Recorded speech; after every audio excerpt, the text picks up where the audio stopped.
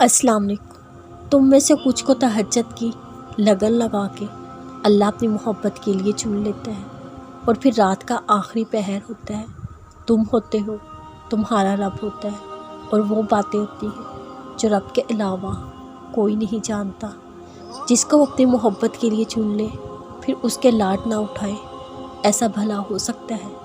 بیہ رب ان کو بھی دیتا ہے جو اس کو مانتے بھی نہیں۔ وہ تمہیں کیوں خالی ہاتھ لٹائے گا جبکہ تم اس کے سب سے خاص بندے ہو؟ وقت تو ہر چیز میں درکار ہوتا ہے، پھر وہ چاہے دعاؤں کی قبولیت میں ہو، اللہ کو منانے کے لیے ہو، یا تو موت سے رونما کرنے کے لیے۔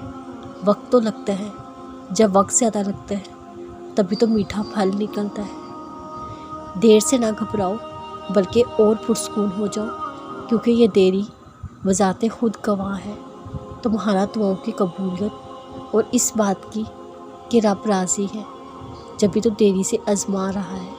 تم کو کیوں لگتا ہے کہ دیری کا مطلب ہمیشہ نہ ہی ہوتا ہے؟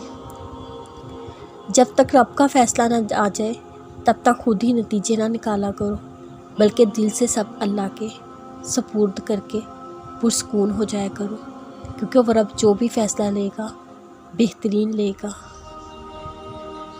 دل جب تک بے سکون رہے گا، جب تک دل اللہ سے نہیں لگاؤ گے، جب اللہ سے دل لگاؤ گے خود کو ہمیشہ پرسکون پاؤ گے۔ دل سے کہو بس تھوڑا اور صبر کر لے، اجر بس ملنے والا ہے۔ سنو یوں ہی بے وجہ تھوڑی تم بے بس ہوئے ہو، کچھ تو اللہ نے تمہیں خوش کر دینے کی ترکیب سوچ رکھی ہے۔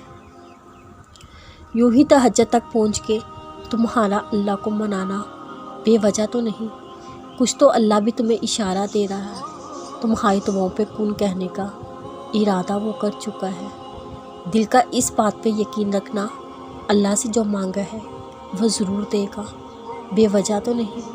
کچھ تو تم بھی جان گئے ہو کہ اللہ تمہارے لیے معجزہ کرنے والا ہے۔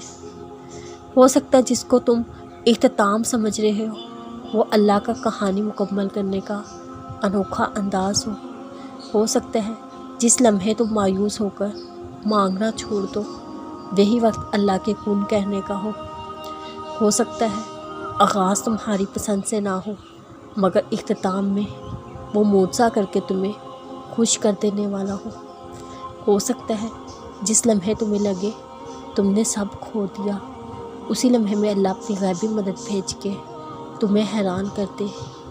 ہو سکتا ہے تم ٹوٹے اس لیے ہو کیونکہ وہ تمہیں اپنی محبت سے مکمل کرنا چاہتا ہے۔